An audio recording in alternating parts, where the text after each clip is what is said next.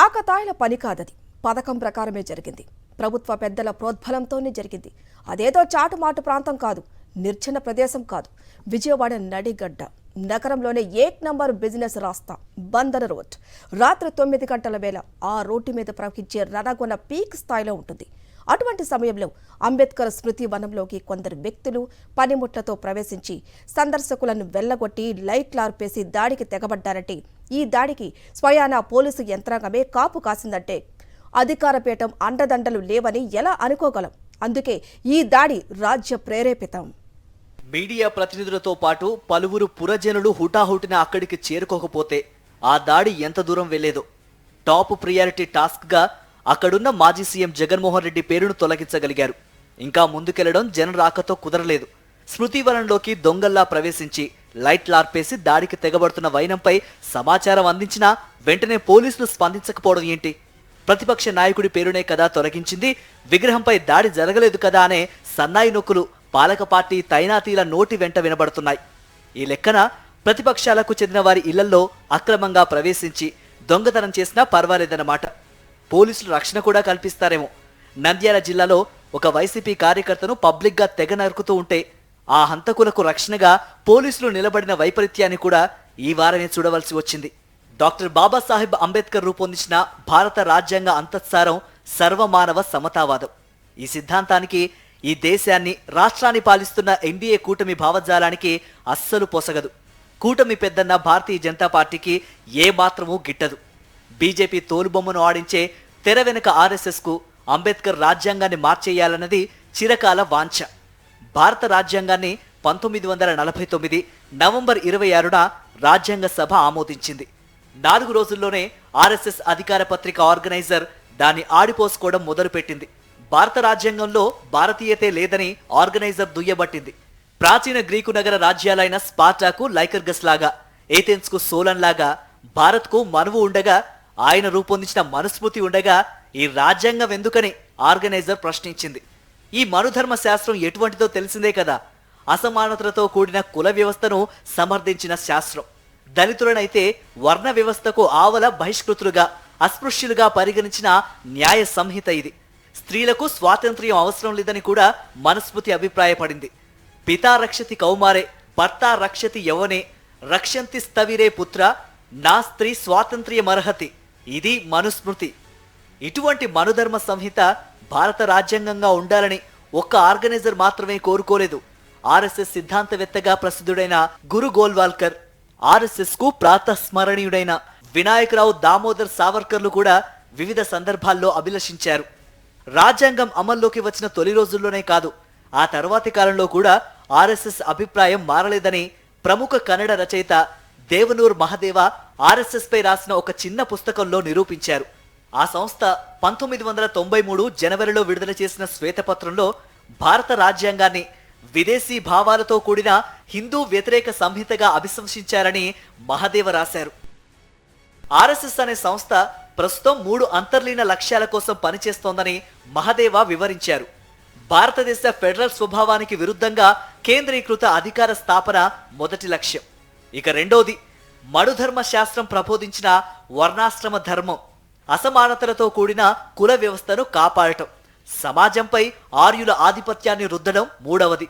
ఆర్యులంటే ఎవరు, వర్ణాశ్రమంలో వారి స్థానాలేమిటి తదితర అంశాలపై వివరణలు అవసరం కాకపోవచ్చు. ఇదిగో ఈ 3 లక్ష్యాల సాధనలో భాగంగానే కేంద్రంలో ఎన్డీఏ ప్రభుత్వం పాఠ్యపుస్తకాల సిలబస్ సవరణ, మతాంతీకరణ వ్యతిరేక బిల్లును తేవడం తదితర చర్యలు చేపట్టిందని మహదేవ అభియోగం. స్థూలంగా మనుషులంతా సమానం కాదని మనుధర్మ శాస్త్రం అభిప్రాయపడుతోంది. మనుషుల్లో కొందరు ఉత్తమ జాతుల వారు, కొందరు నీచ జాతుల వారు. ఈ నీచ జాతుల వారు ఉత్తమ జాతులను సేవిస్తూ జీవించాలి. అన్ని జాతుల్లోనూ పురుషుల స్థాయి ఎక్కువ, స్త్రీల స్థాయి తక్కువ. పురుషుల అడుగుజాడల్లో వారి పాదధూళిని తలదాల్చుతూ స్త్రీలు మనుగడ సాగించాలి. ఇటువంటి మనువాద తుప్పు భావాలను చీల్చి చెండాడుతూ మనుషులంతా ఒక్కటేనని చాటి చెప్పిన నవీన ధర్మశాస్త్రం అంబేద్కర్ విరచిత భారత రాజ్యాంగం. ఇటువంటి రాజ్యాంగంతో మనువాదులు రాజీ పడటం అంత సులభ సాధ్యమేమీ కాదు. అందుకే గడిచిన 75 ఏళ్లుగా ఈ రాజ్యాంగంపై, దాన్ని రచించిన బాబాసాహెబ్పై వివిధ రూపాల్లో దాడులు జరుగుతూనే ఉన్నాయి. రాజకీయ రంగంలో మనువాదుల ప్రాబల్యం కారణంగానే రాజ్యాంగాన్ని తూచా తప్పకుండా అమలు చేయటం ఇప్పటిదాకా సాధ్యం కాలేదు. ఎన్టీఆర్ స్థానంలో చంద్రబాబు నాయకత్వం మొదలైన దగ్గర నుంచి తెలుగుదేశం పార్టీలో వచ్చిన భావజాల మార్పు దాన్ని బీజేపీకి సహజ మిత్రపక్షంగా మార్చింది. కాకుల్ని కొట్టి గద్దలకు వేయడం ఆ పార్టీ ఆర్థిక సిద్ధాంతంగా మారింది. ఉమ్మడి రాష్ట్రానికి ముఖ్యమంత్రిగా పనిచేసిన కాలంలో నిజాం షుగర్స్, ఆంధ్ర పేపర్, ఆల్విన్, రిపబ్లిక్ ఫోర్స్ తదితర 56 ప్రభుత్వ రంగ సంస్థలను చంద్రబాబు ప్రైవేటు వ్యక్తుల చేతుల్లో పెట్టడమో మూసివేయడమో చేశారు. ప్రైవేటు వ్యక్తులు బాగా బలిస్తే వారి దగ్గర నుంచి జారిపడే చిల్లరతో పేదలు బతికేస్తారనే ట్రికిల్ డౌన్ ఆర్థిక సిద్ధాంతం చంద్రబాబుది. భారత రాజ్యాంగం కోరుకున్న పేదల సాధికారతతో ఈ ఆర్థిక సిద్ధాంతానికి సాపత్యం కుదరదు. పేద వర్గాల ప్రజలకు నాణ్యమైన విద్యను, వైద్యాన్ని ఆయన అందనీయలేదు. కనీస వైద్య సేవలు కూడా ఉచితంగా అందడానికి వీల్లేదని యూజర్ ఛార్జీలను ప్రవేశపెట్టిన ఘనత కూడా ఆయనదే. వరుస కరువు కాటకాలతో, నకిలీ ఎరువులు, పురుగుల మందుల వాడకంతో చితికిపోయిన రైతాంగానికి ఉచిత విద్యుత్ ఇవ్వడానికి వీల్లేదని ఆయన చెప్పిన పాఠాలు ఎప్పటికీ తెలుగు ప్రజలు మర్చిపోరు. విభజిత రాష్ట్ర ముఖ్యమంత్రిగా కూడా ఈ ఆర్థిక విధానాలకే ఆయన కట్టుబడి ఉన్నారు. ఆర్థిక రంగంలోనే కాదు, సామాజిక రంగంలోనూ ఆయన భావజాలానికి, మనుస్మృతికి మధ్యన పెద్దగా తేడాలుండవు. తన కులతత్వ ఆలోచనలు, పురుషహంకార అభిప్రాయాలను దాచుకోవడం కూడా ఆయనకు సాధ్యపడలేదు. విభజిత రాష్ట్ర ముఖ్యమంత్రిగా ఉన్నప్పుడే బీసీల తోకలు కత్తిరిస్తారని ఆయన బహిరంగంగానే బెదిరించారు. ఎస్సీ కులాల్లో పుట్టాలని ఎవరు కోరుకుంటారని ప్రెస్ మీట్లోనే ఈసడించుకున్నారు. న్యాయస్థానాల్లో జడ్జి పదవులకు బీసీలు పనికిరారంటూ కేంద్రానికి లేఖలు రాశారు.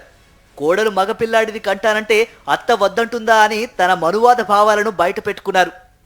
ఈ మనువాద రాజకీయాలకు పూర్తి భిన్నంగా గడిచిన 5 ఏళ్ల జగన్మోహన్ రెడ్డి పరిపాలన సాగింది. భారత రాజ్యాంగ లక్ష్యాల సాధన ఆశయంగా, సుస్థిర అభివృద్ధి ధ్యేయంగా సాగిన ఆయన 5 ఏళ్ల పరిపాలన దేశం ముందు ఒక ఆదర్శ నమూనాను ఆవిష్కరించింది. ఈ నమూనాపై జరిగిన విద్వేషపూరిత విష ప్రచారం బహుశా ప్రపంచంలోని ఏ దేశంలో కూడా ఎప్పుడూ జరిగి ఉండదు.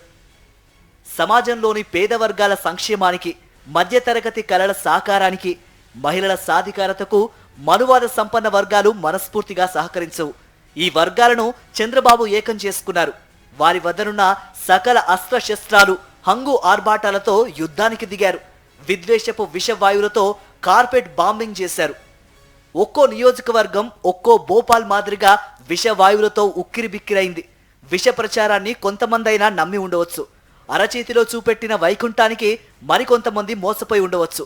Vote for democracy, association for democratic reforms సంస్థలు బల్లగుద్ది చెబుతున్నట్టుగా ఈవీఎంలలో మాయాజాలం జరిగి ఉండవచ్చు. ఈ మాయాజాలంలో దేశంలోనే అత్యధికంగా 50 లక్షల ఓట్లు ఆంధ్రప్రదేశ్లోనే ఉన్నట్టు విఎఫ్డి వాదిస్తోంది. కారణమేదైనా చంద్రబాబు అధికారంలోకి వచ్చారు.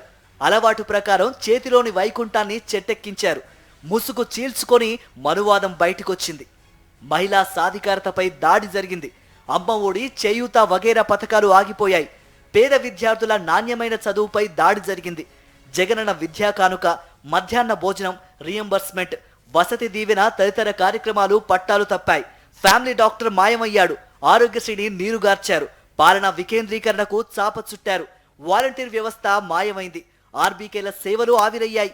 విత్తనాల కోసం 5 ఏళ్ల తర్వాత రైతులు మళ్లీ క్యూ లైన్లలో రోజుల తరబడి నిలబడుతున్నారు.